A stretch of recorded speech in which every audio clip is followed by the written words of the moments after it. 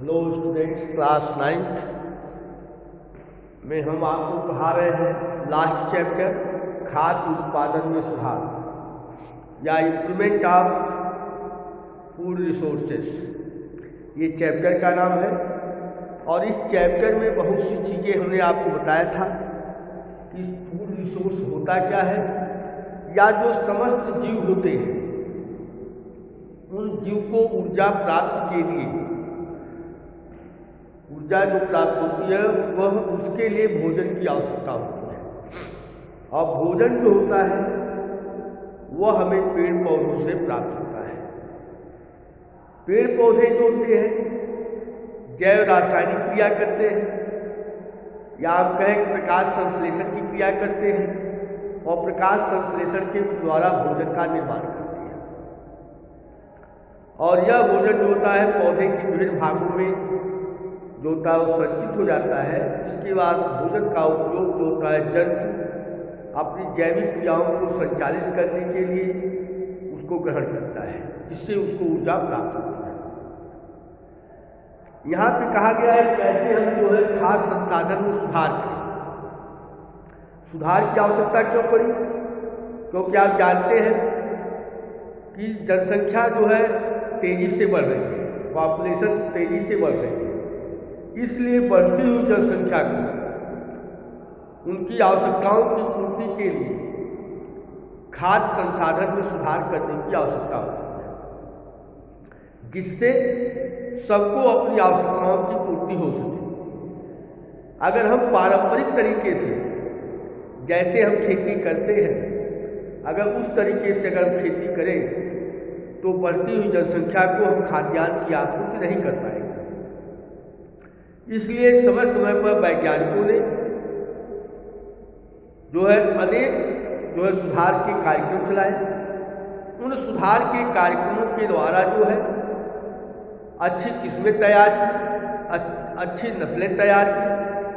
जिससे बढ़ती हुई जनसंख्या को जो है उनकी आवश्यकताओं की पूर्ति हो सके। इसके लिए सबसे पहले जो था वह हरित क्रांति लाई गई थी और हमने बताया था कि हरित क्रांति जो था उसको भारत में लाने का काम जो था वह यंगेस स्वामीनाथन ने किया। भारत में हरित क्रांति को लाने का काम जो है वह एक वैज्ञानिक है जिनका नाम था यंगेस स्वामीनाथन। तो यंगेस स्वामीनाथन ने भारत में हरित क्रांति को लाया और उन्होंने क्या किया, इस हरित क्रांति के माध्यम से लोगों को चावल और गेहूं के उत्पादन पर जोर दिया या चावल और गेहूं की उन्नतशील प्रजातियां विकसित की और ये उन्नतशील प्रजातियां जो थी वो अधिक से अधिक उत्पादन देने का कार्य करती थी। ठीक है, तो उन्होंने हरित क्रांति ला करके खाद्यान्न के उत्पादन के क्षेत्र में आशातीत सफलता प्राप्त। जहां पहले जो है परंपरागत रूप से जब खेती की जाती थी, जहाँ पहले उत्पादन जो होता है प्रति हेक्टेयर कम होता था, वहाँ तो ये देखा गया कि उन्नतशील प्रजातियों का इस्तेमाल करने से उत्पादन दर जो है प्रति हेक्टेयर बढ़ गया। जहाँ हम विदेशों से खाद्यान्न की आपूर्ति करते थे, मंगाते थे, आज हम विदेशों में इतना हम आत्मनिर्भर हो चुके हैं कि विदेशों को हम खाद्यान्न की आपूर्ति करते हैं। बहुत से क्षेत्र ऐसे हैं जिसमें जो है हम क्या है आत्मनिर्भरता की ओर बढ़ रहे हैं, क्योंकि हमारा देश साधन संपन्न देश है और उस साधन संपन्न देश होने के नाते हमारे देश के जो वैज्ञानिक है वह जो है वैज्ञानिकों के द्वारा आधुनिक कृषि उपकरण का इस्तेमाल किया गया और उन्नतशील प्रजातियों का इस्तेमाल किया गया और इन आधुनिक कृषि उपकरणों और उन्नतशील बीजों की सहायता से खाद्यान्न के उत्पादन पर जोर दिया गया, जिससे अधिक से अधिक खाद्यान्न का उत्पादन होता है। और हमारी बढ़ती हुई जनसंख्या जो है जो लगभग जो है 1 अरब 35 करोड़ के आसपास है, उस जनसंख्या को खाद्यान्न की आपूर्ति की जा सके। तो यंगेस स्वामीनाथन का जो था खाद्य उत्पादन में सुधार के क्षेत्र में यंगेस स्वामीनाथन का बहुत बड़ा योगदान था और उन्होंने एक क्रांति ला दी लोगों के बीच में, एक होड़ पैदा कर दी, एक कंपटीशन पैदा कर दिया कि अधिक से अधिक हम जो है खाद्यान्न का उत्पादन कर सकें, जिससे हमारी आवश्यकताओं की क्या हो, पूर्ति हो सके। उसी के साथ साथ एक दूसरे वैज्ञानिक आते हैं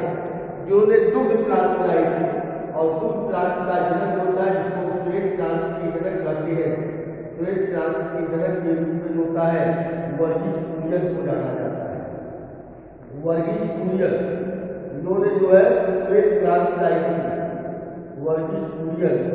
इन्होंने श्वेत क्रांति लाई और दूध के उत्पादन में हमारा देश जो है आत्मनिर्भर हो गया।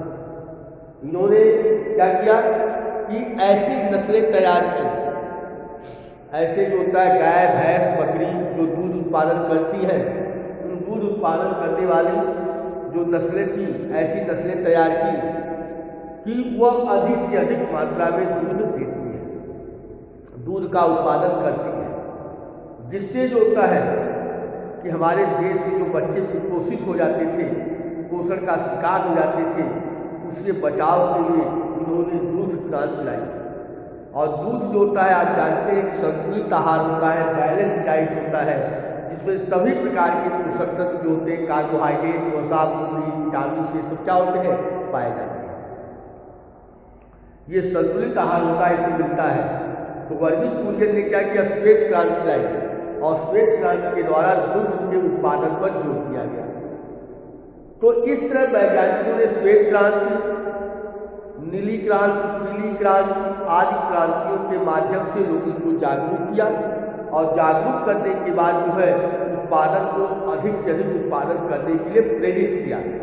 और जिससे जब प्रेरित किया गया तो लोगों ने क्या किया, हमारे देश की जनसंख्या ने जो है, हमारी जो जागरूक किसान थे, जनसंख्या थी, उन्होंने जो है इनके बताए हुए नियमों के अनुसार उसका पालन किया, और पालन करने के कारण अधिक से अधिक मात्रा में जो होता है उस खाद्य का उत्पादन किया गया। और जो हमारे जो जनसंख्या है, जनसंख्या की दृष्टिकोण को रखते हुए उसको जो समुचित मात्रा में भोजन उपलब्ध हो सके,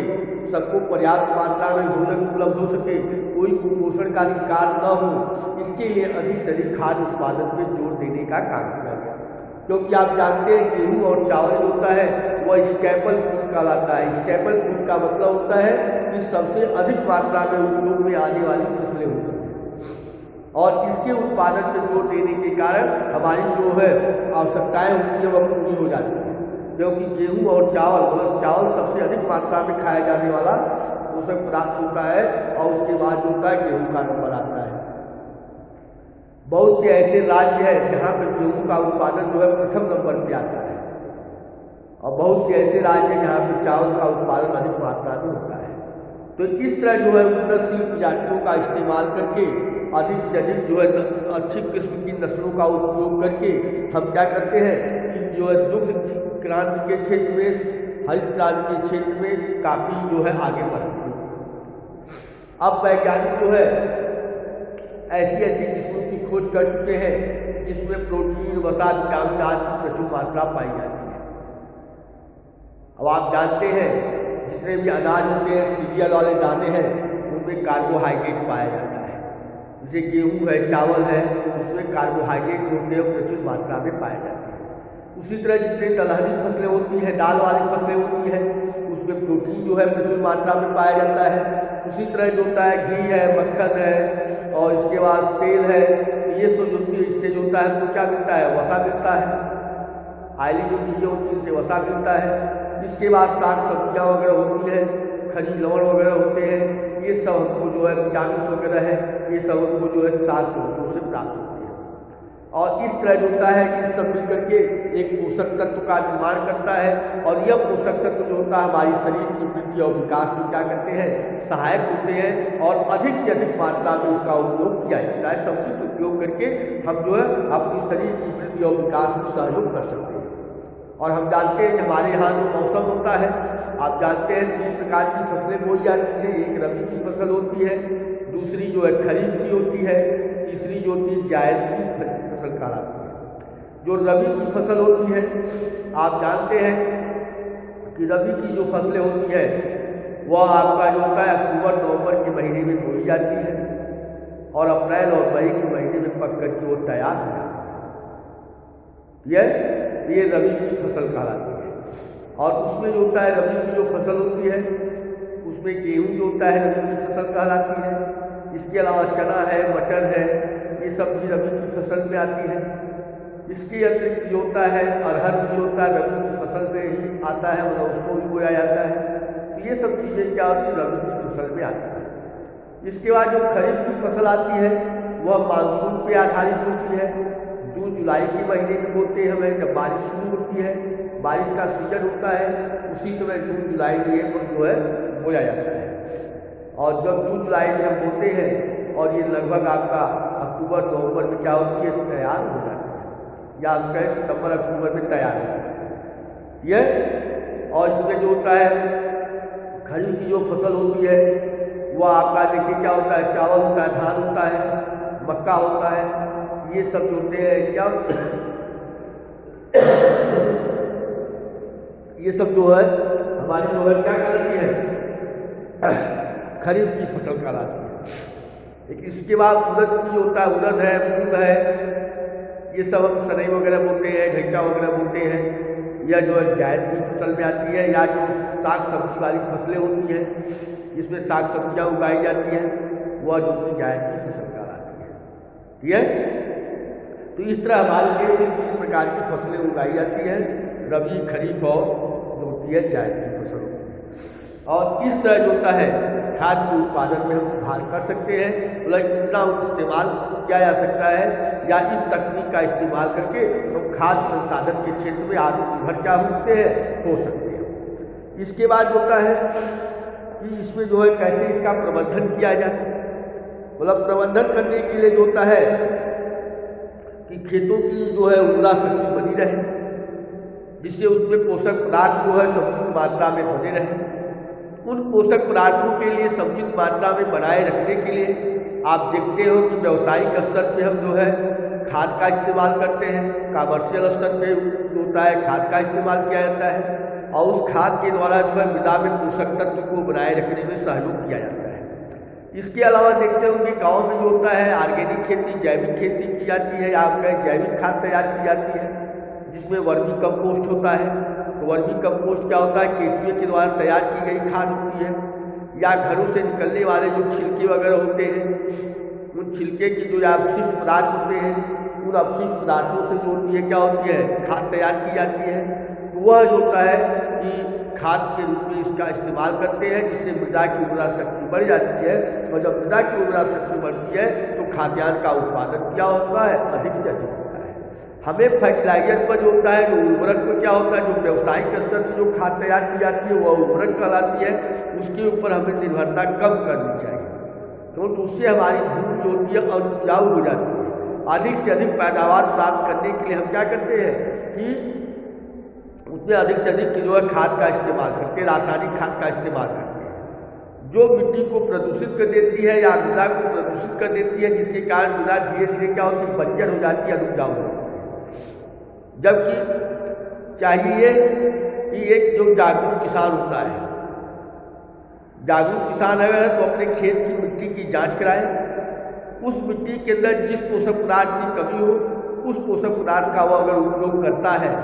तो उसको अधिक से अधिक जो होता है खाद्यान्न जो होता है खाद्यान्न उत्पादन करने में सफलता प्राप्त होती है। लेकिन हम लोग क्या है, जागरूक किसान के साथ साथ हम लोग पारंपरिक खेती करते चले जाते हैं कि हमारे पिताजी हमारे बाबा जी ऐसे ऐसे खेती करते थे, तो हम जाने अनजाने में मिट्टी के साथ जो होते हैं क्या करते हैं कि खिलवाड़ करते हैं, क्योंकि और उससे अधिक जो होता है आर्थिक नुकसान भी होता है, और जितनी हमारी अपेक्षाएं होती हैं उतना खाद्यान्न का उत्पादन हो नहीं पाता है। तो इसके लिए प्राथमिक रूप से हमको क्या करना चाहिए, पहले हम अपने खेतों की मिट्टी की जांच कराएं। अगर हम खेतों की मिट्टी की जांच हम करा लेते हैं तो जांच कराने पर अगर हमको पता चल जाता है कि हमारी मिट्टी में किस पोषक पदार्थ की कमी है, केवल उसी पोषक पदार्थ का अगर हम रोज में छिड़काव करें तो उससे हमारा जो है खाद्यान्न का उत्पादन क्या होगा, बहुत तेजी से होगा। लेकिन हम लोग क्या करते हैं, पारंपरिक खेती करते हैं, परंपरागत रूप से बाप दादों के जमाने से जो जैसे चला आता है उसी तरह हम लोग खेती करते चले जाते हैं। जबकि हम लोगों से कम हेक्टेयर में, कम लागत में विदेशों में अधिक से अधिक खाद्यान्न का उत्पादन करते हैं, जबकि हम लोग लागत अधिक लगाते हैं लेकिन उतना उत्पादन प्राप्त नहीं कर पाते हैं। क्यों नहीं कर पाते हैं? उसका कारण यही है कि हम मिट्टी की जांच नहीं कराते हैं। अगर हम मिट्टी की जांच करा लें, उसमें पता चल जाए कि हमारी जो मिट्टी है उस मिट्टी में किस तत्व की कमी है और उसी तत्व का अगर हम छिड़काव करते हैं तो हमें अधिक से अधिक उत्पादन क्या होगा, लागत भी कम लगेगा, उत्पादन भी क्या होगा, अधिक से अधिक मात्रा में प्राप्त हो जाएगा। तो इस तरह जो होता है हमको जागरूकता लानी चाहिए, या जो कृषि वैज्ञानिक केंद्र है, जो तमाम जो है कृषि से संबंधित जो है सेमिनार वगैरह होते हैं, मेले वगैरह आयोजित किए जाते हैं, उस सेमिनार और मेले में जाना चाहिए, वहाँ देखना चाहिए मतलब क्या होता है, कैसे कैसे कृषि उपकरण आते हैं, नए नए बीज आते हैं। वहाँ पे तमाम लोग होते रहते हैं, उनके फ्रेंचाइजी रहते हैं, वो आपको बताएंगे मतलब ये इसका काम क्या होता है, इसका रोल क्या होता है, कैसे जो है मिट्टी की जांच हम घर पर स्वयं कर सकते हैं। इन सब चीज़ों के बारे में उनको जानकारी प्राप्त होती है। तो सरकार के द्वारा चलाए गए जो योजना होती है, परियोजनाएँ होती हैं, जो मेले वगैरह आयोजित किए जाते हैं कृषि उपकरणों के, या जो कृषि के जो होते हैं विकास के संबंधित, कृषि से संबंधित जो भी मेले आयोजित किए जाते हैं, कहीं पे सेमिनार आयोजित किए जाते हैं, तो जो जागरूक किसान होते हैं वो उसमें भाग लेते हैं, और जब भाग लेते हैं उनको जानकारी प्राप्त होती है, और उस जानकारी का आकर के जो है जब क्रियान्वयन करते हैं तो उनको जो है अपेक्षा से अधिक सफलता क्या होती है, प्राप्त होती है। तो इसलिए सभी किसानों को हम तो ये कहेंगे कि जितने भी जागरूक किसान हैं, सभी किसान को ये जो है तकनीक इस्तेमाल करनी चाहिए, और जो भी कहीं पे सेमिनार वगैरह जो है मेले वगैरह आयोजित करते हैं, सरकार के द्वारा आयोजित किया जाता है, उसमें भाग लेना चाहिए, और भाग लेकर के कम लागत में अधिक से अधिक उत्पादन प्राप्त करने का प्रयास करना चाहिए। ठीक है, तो ये मतलब आता है कि कैसे हम जो है खाद्य का उत्पादन करें, और उसका जो है खाद के उत्पादन पे निर्भरता हम कम करें, और कम करने के साथ जो जैविक खाद होती है, वर्मी खाद होती है, वर्मी कंपोस्ट होता है, उसके ऊपर निर्भर रहे।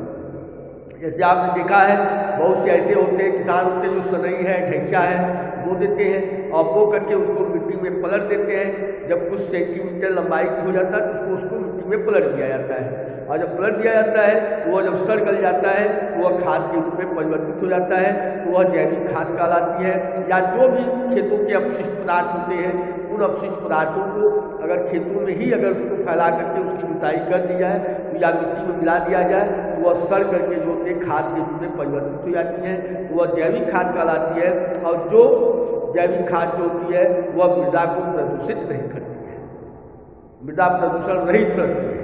और अधिक से अधिक जो होता है फसलों का उत्पादन होता है, मिट्टी की उर्वरा शक्ति भी बढ़ जाती है, और इस तरह जो होता है मैनेजमेंट अगर हम करें तो अधिक से अधिक मात्रा में जो होता है खाद्यान्न का उत्पादन किया जा सकता है। ठीक है,